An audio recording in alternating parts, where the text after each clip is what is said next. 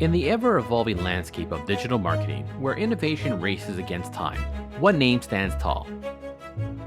Vera Cvetkovic, a force behind the incredible rise of BizTech in Canada, a MarTech maverick and visionary who's been shaping the industry for over 2 decades. From establishing a digital empire to mentoring the next generation of marketers, Vera's journey is nothing short of inspiring. Today on Articulate This, we're diving deep into the secrets of MarTech, the challenges, the triumphs, and the future that awaits. So get ready for a conversation that promises to be enlightening, captivating, and truly articulate. Let's get into it.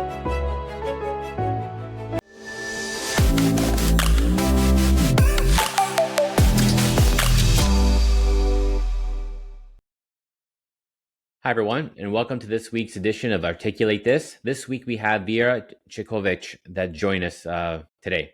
Welcome, Vera. Thank you. It's a pleasure. So let's talk first about your background and professional journey. You've had an amazing career spanning over 2 decades.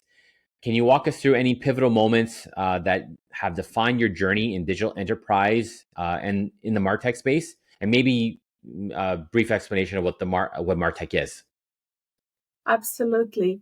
Well, the first milestone in my professional career was obviously finishing engineering and moving to Canada. I was a young professional who really wanted to explore opportunities in North America. I landed to Toronto, Canada in 1997, and my first job was actually with Canadian government during the Y2K. I stayed with them for 3 years. I learned a lot, and that was an amazing experience for me, learning about digital channels. I was involved in some of the web projects for government, and overall, that was an amazing experience for a new immigrant and a young professional who wants to enter this arena. After that, I realized that I really want to explore the private sector, and I started in 2001 working for the Flow Network. That was Toronto-based, 300 people company that they built from scratch email marketing platform using Microsoft technology. I was still in technical role coding, and over the 11 years through 2 acquisitions, I changed multiple roles, and I moved from single contributor to a manager and advanced in my career. Once I finished my engagement with Epsilon, I actually joined ExactTarget. Bunch of friends and coworkers moved from Epsilon to ExactTarget, and I thought this is going to be a great next step for me in my professional career. What happened is, just when I moved, Salesforce acquired ExactTarget, and they become a marketing cloud. So at that point, it was like a 2013, a lot of big tech companies acquired the medium-sized companies and declared them marketing cloud. Like IBM responses with Oracle, IBM with Silverpop, DoubleClick with Google, Epsilon with other companies, and ExactTarget joined Salesforce. During my years with the Salesforce, I had an opportunity to build a Salesforce Marketing Cloud practice for Canada, and I work with major Canadian brands. After finishing that, I met BizTech owner Michael Patishpin and started working as a general manager for BizTech, and I built that practice for Adobe technology from scratch.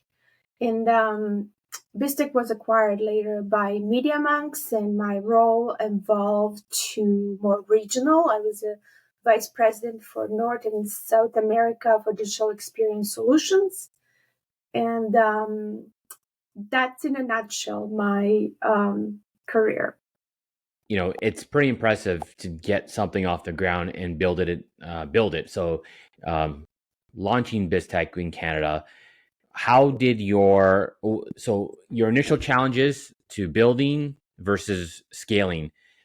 Can you talk through any of these initial challenges that you had? Yes, it's different when you have a brand like a Salesforce behind you that is opening the doors and bringing the story about like a quality, brand reputation, and stuff like that. But then BizTech was totally new in Canada, and I wanted to make sure that we build a strong foundation for the business, that we build the brand and reputation by perfect team with like the quality of work, and also have a good balance between you know um, financials. We didn't open the office immediately. We work remotely even before COVID. We work with the clients and, slowly building that over like 3 years, from me being employee number one, spending some time in Australia with the leadership, coming back, using my network, using the professional connections that I have. And also, it was very important to bring the global success to regional and local. And going from local success, spreading over the global brands that we serve. How did your time in Melbourne, Australia, help you or help prepare you for what you ended up doing in Canada? There's a lot of similarities between businesses in Australia and Canada. And my time spent there, it was more about, cultural fit, working closely with some of the leaders in a different groups that, helped me build a team in Canada and also deliver projects that we signed. Amazing. So you mentioned meeting the owner of BizTech. Um, how did that relationship evolve? And like, can you share any memorable moments that you had working with the owner, Michael? Yes, when I met Michael Patishman, I was immediately impressed with his, business and growth skills. And a second partner, Tim Goodman, who is the CTO of BizTech, they've really created that power couple that is like a business and technology together. And I was impressed with like Tim being the most certified Adobe professional globally. The Tim is sitting on some advisory boards and doing the enablement for Adobe teams and so on. So that level of innovation and technology excellence, coupled with the business and growth skills that Michael is bringing, that's like a secret sauce for success. When you have a people that they're talented and, experienced and, just getting to the next level, that was really a challenge for me. And personally, at that moment in my professional and personal life, I was ready to step and take the next, challenge presented to me. So now let's talk about building and scaling BizTech. We kind of talked about it briefly in the first part, but how did your approach differ? You started BizTech from scratch, so you had a different approach. So what did you do anything differently from when you started building it versus when you had to start scaling it? How, once you had that foundation established, like how did your approach change? Did you change the way you approached it? Anything like that? In business, when you're starting the new role, pretty much you have three options. One is like you're stepping to somebody's shoes that person was great, and then the challenge is how to keep that greatness and how to continue, in that space. That's what I had in Epsilon in my previous role when my boss was promoted and I stepped into somebody who was great person. Then you have a situation that you're stepping into the role where things are good and you want to level them up to great. So how to get from good to great, how to fix the challenges and how to fix the issues that they have. And the third option is really what I had with the BizTech is like a brand new thing. It's just like handpicking the talent on the market, with the people that they're like been there, done that, certified, experienced. When you have a small team, you don't have a room for mistakes. You want to build that brand reputation. You want to give them, excellent results. You want to make your client successful. We started with the financial services industry because BizTech had an amazing track record, working with the financial institutions globally. And then bringing that success to the local Canadian banks, we immediately had a seat with top 5 banks, that they partner with Australian banks. And some of the executives, like for local Canadian banks, like a head of digital TV, head of digital in RBC, they're Australians.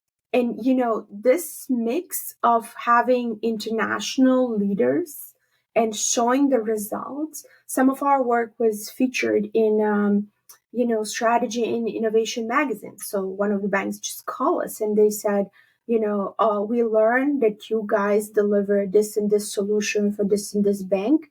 And we immediately had, opportunity to bring that to the local market.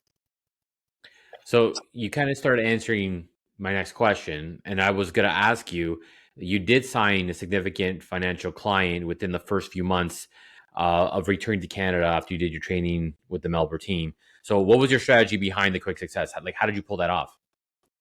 We actually made a collaboration with 2 different banks from different regions and building that partnership and translating the business needs to technology and bring them from good to great. So we do discovery and learning, phase of like what they have. And if it's good, just bring to the next level, enhance, optimize, personalize, and so on. If something is good and they want to go great and it's not working as expected, then we fix all the challenges that they have and build a roadmap from like a short-term, medium-term, long-term fixing, and it's ongoing program when you measure certain KPIs and then fine-tune and go further.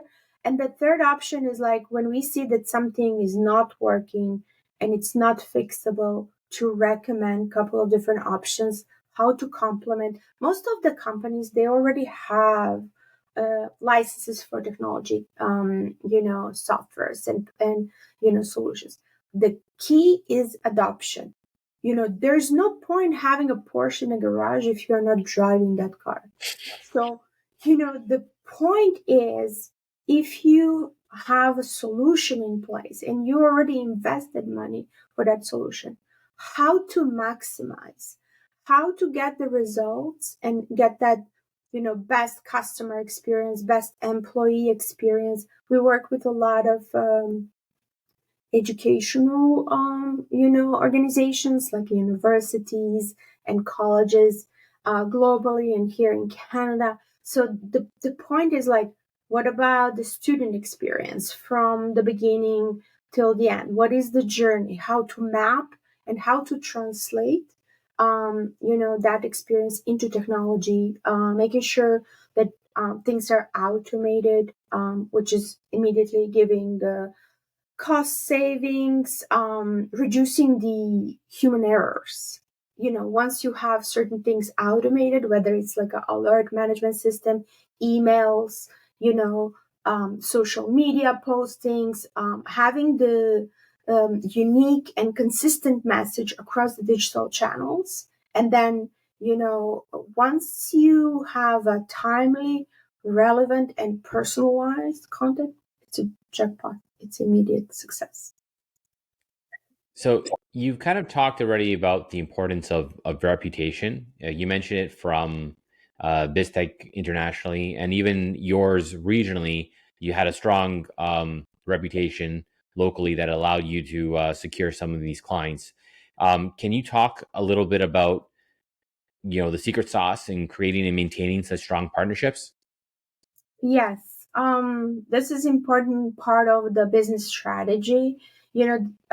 Identifying, what technology you're going to support, you know, what product under that technology, you're going to support. For example, for BizTech, for many years, we focused only on content. So content management system, digital asset management, analytics and data, and so on, and then move later to CDPs and campaigns and other things. Because if you're chasing that little shiny object, you might end up spreading thin and not laser focus. So it's better to be specialist and, provide amazing experience and solutions for a client rather than telling everybody, oh, we can do everything, but in the cases that client approaches with a certain request, and we will say, oh, we don't do creative. Let me recommend you agency. Oh, we don't do this. Let me recommend you a best service providers. So making sure you have your core business, like what is the must and what is the nice to have. Absolutely, you can, provide, solutions in the different technologies. You can hire people, you can learn, you can train the people. But if you are specialist for something and multiple levels deeper, and you push the innovation like early adoption programs, being a part of the product panels, being a part of, groups that they're driving innovations. When you have clients that they are leaders in the industry, they're not interested, they're very high on the maturity curve, and they're not interested in some basic, simple solutions.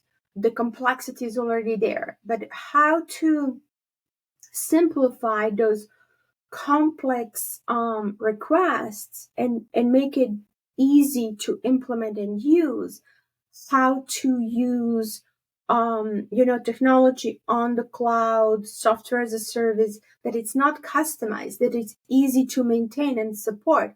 It's not one time solution. It's like you build something with the mind of like what is the future and how to enhance in the future. Because if you're thinking just in the moment, you might lose that momentum, what is important for the future. Okay, so let's pivot a little bit, and now let's talk about the chartered marketer designation. Um, First, can you tell us what that is? Yes.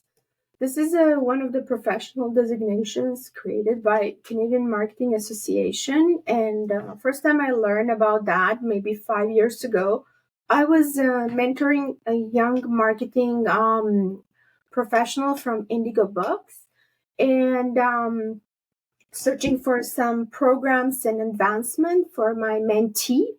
I learned that there is chartered marketer designation that it's available for marketing professionals. But if you're senior enough with the 10 plus years in the industry, there's a different path how to get this certification. I was really intrigued because I'm always adding different things to my portfolio.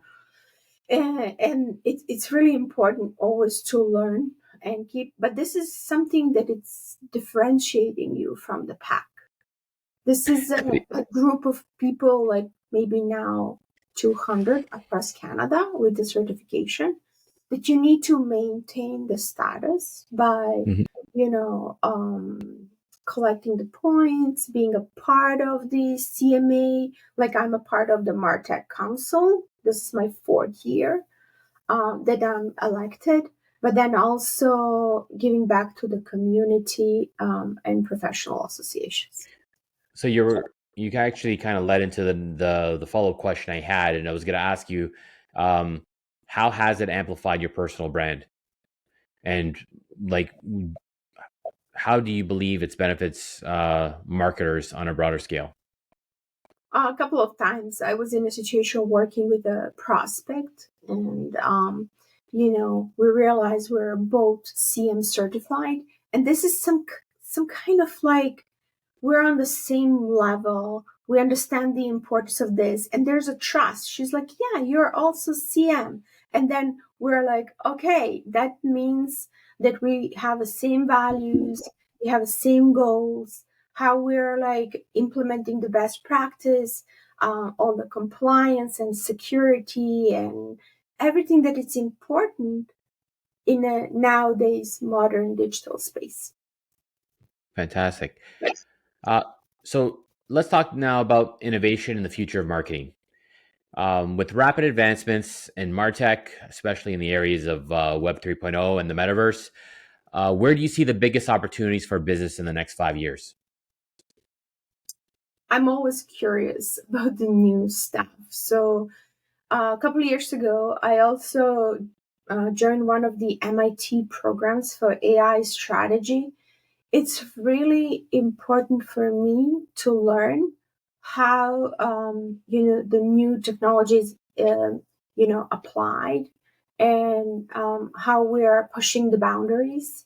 Media Monks is a great organization with a different labs and a different center of excellences around the world, where they promote those kind of like the partnership, for example, established between the Salesforce and Media Monks in Web3 space. That was something that I really enjoyed working on that team.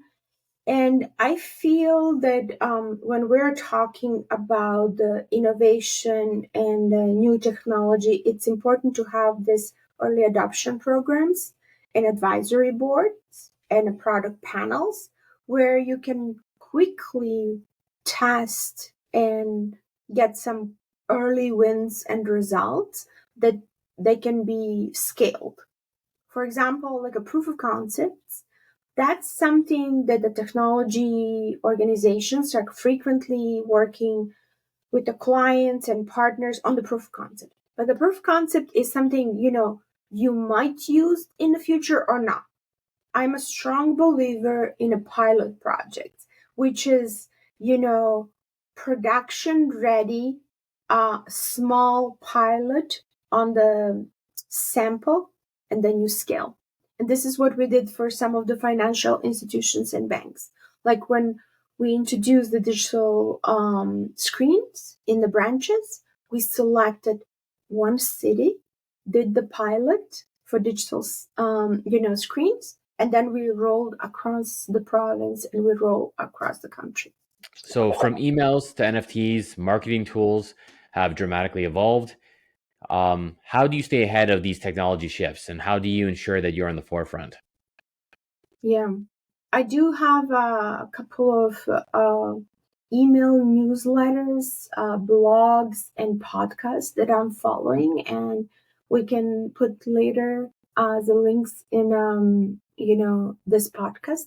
But I'm finding that getting those little snippets in advance, it's a good for me to get informed about the latest trends. But then if this is something that I'm interested, I will do my research and continue deeper, going, reading the books, attending some training to learn more, and applying those kind of learnings and new trends, while always thinking about best practice, compliance, and of course security, because sometimes we're just forgetting, and this is super important. We see more and more need for the tight security initiative. Yeah, definitely. So, out of the technology we just kind of talked about, if it's a Web3, metaverse, NFTs, or anything like that, do you see uh, what what do you think business can actually take advantage of in the short and long term? I know when we talk about Web3, it's tough to imagine in a business sense now. I know more from a gamification side. It seems to have more of a business case. But out of any of these technologies, you mentioned AI, which everyone's talking about and incorporating. But anything else that kind of stands out to you? I think they need to find a good use cases. It's not just checking the box and saying we're using metaverse or Web3 or NFT. It's really what is driving the business, and identifying those business cases that can be translated to the new technology. I saw a couple of great initiatives that they're really innovative and breaking the ice in this new field. When we started with the Web 1, which is completely static, and Web 2 that most of the businesses are living right now, Web 3 is here and it's going to stay and it's going to evolve. But who knows how it's going to evolve? Because in the past, when somebody was telling you about, how was the life before social media? Even, we lived before the mobile phones, and look at us now. We're spending many hours daily on the mobile phones. So it's really, finding a good use cases and go small, and then measure and optimize and scale, because that's like adds on the already existing digital channel strategy. I think that's important to constantly evolve and set up the goals for 3 months, for 6 months, for 12 months, and then embed that new technology. Some of the trends will stay, some of them will not. Like I see blockchain that is it's getting the great results in certain cases. The whole idea of having everything open book and visibility and transparency, this is super important. That it's getting the great results. Like I'm really seeing Web3, blockchain, and AI something that it's going to stay, and some other technologies maybe only for the short period of time. Maybe it will be replaced with more advanced, or just remember when we had the Flash, and everybody was using a Flash for websites, and didn't stay, but something else evolved, and all those interactive sites continue to be interactive, but just using different technology. I love the example you gave when you talked about social media. A previous episode, I interviewed George Adamitis, and I remember our days back at Epsilon as well, when, at that time it was email is dead. We are now, so many years later, email is still the cornerstone of digital marketing. And I like the example you gave of it. Some things evolve, some things go away, like Flash, that example you had there. So it's funny to see some of the predictions, and some of them are on track. Other ones are way off. Do you remember those days of people saying that email is dead? Yeah, absolutely. And attending some private parties when I'm telling them, oh, I work for DoubleClick, and they're like, oh, you know, um, giving the comments that they're not really positive about the email. But if it's used properly, it can give amazing results. Yep, that's exactly what we discussed. The whole point of personalization, relevant content, getting something to people that they want. It's a real good. It's a real good tool in the digital marketing mix. Yeah, I realize daily using the mobile apps for parking by accident. I didn't have a mobile phone. It wasn't functioning for a day. It was like a hell. From the morning when you check the weather outside, how you dress, to parking on the mobile app, for banking, for payments, for all kind of like booking the restaurant, I have at least 10 apps that I'm using daily, and we don't even realize that how we're like addicted. Yeah, And it's just making our life simple, you know.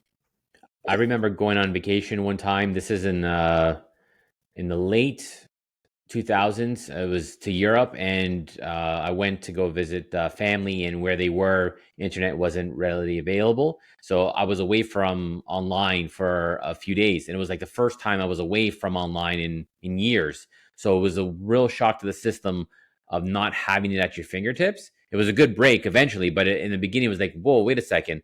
I'm too reliant on it. It made me kind of more aware and try to pivot from that need to always be connected. So uh, I think even today, like even with if there's power outages or anything like that, the panic of not being connected, like the major outage we had last year with one of the main carriers where people could not connect Yeah, internet, phone, it was very scary. absolutely. I agree. Because when you land somewhere, whether it's like a personal or business trip, the first question is like, what is your Wi-Fi password? Oh, I can back buy a package data and stay connected. Yeah. So let's talk more, some fun questions, get more personal insights from you. Um, with such a demanding professional life, what are some routines or habits that have kept you grounded? I'm an early morning person and I love my me time in the morning, doing my coffee and reading the news, whether it's a technology news and stuff like that. And then, being proactive, well prepared, and in advance, that really helped me like going through my day. One of the things that I started doing is like we always have those to-do lists, and you're like, I need to do this, this, this, this, and you have a long to-do list. But then certain things became repetitive, and it's eating a lot of your time. I started making a list that it's called stop doing. And then when I cross a couple of those things that other people can do, I can delegate or I stop doing for my kids or, other things. Suddenly in my schedule, I have spots that they're free and I'm very productive because then I can think about certain things and that really helped me a lot. I love that idea. Where did you how did you come up with that? Or did you read it somewhere? Yeah, I was reading the article because we have a tendency as a human being to pile on ourselves. I'm the worst enemy for myself. I don't need a boss or anybody else when I put a lot of pressure on me, on my goals and stuff like that. It's just like to do, to do, to do. And you always have that wish list and it's always busy. And working for the global companies, I also realize how people in North America, even if they have a day off, they're like joining the, conference calls, meetings. They think this is super important that they're present.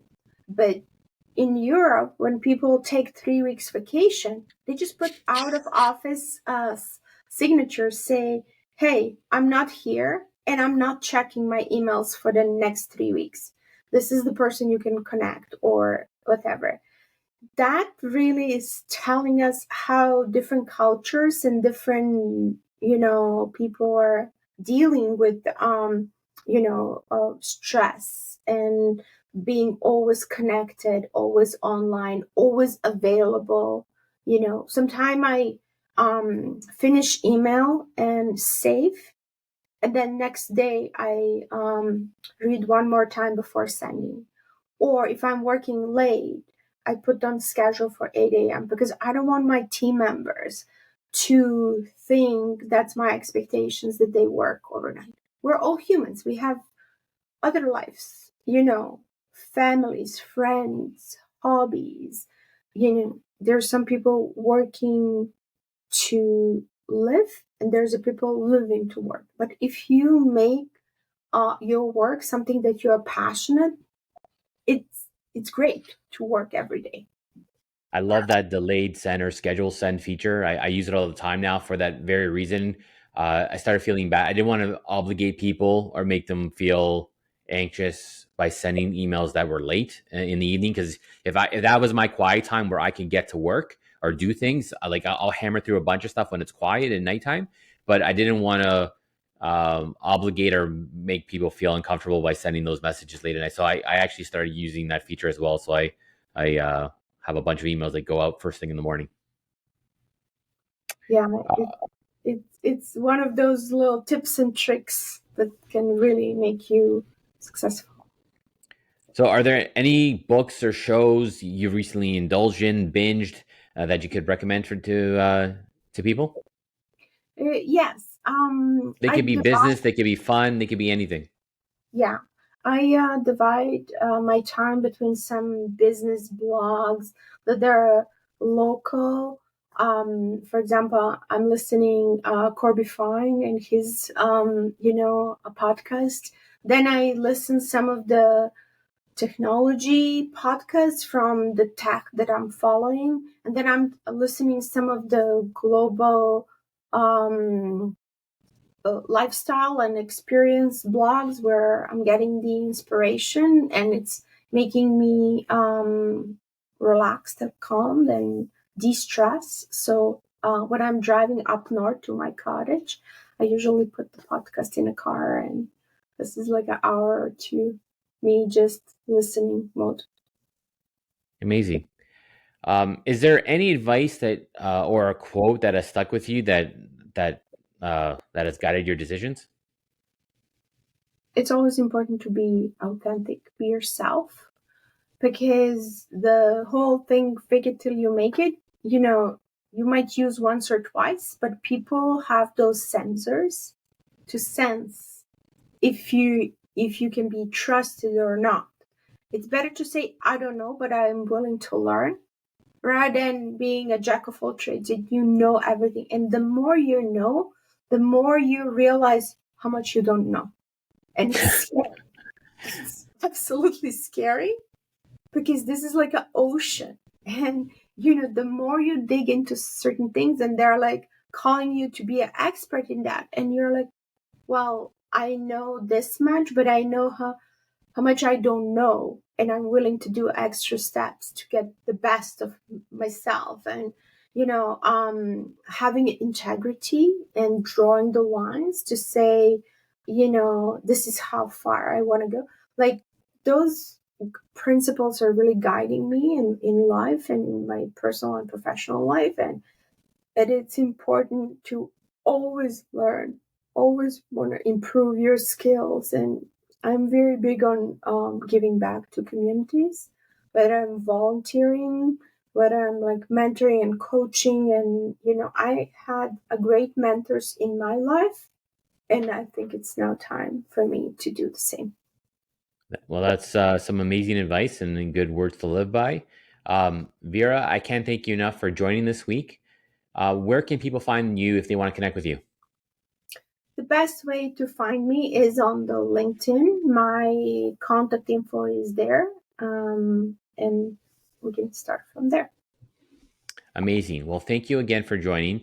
And remember, everyone, stay curious and keep learning. Take care, everyone.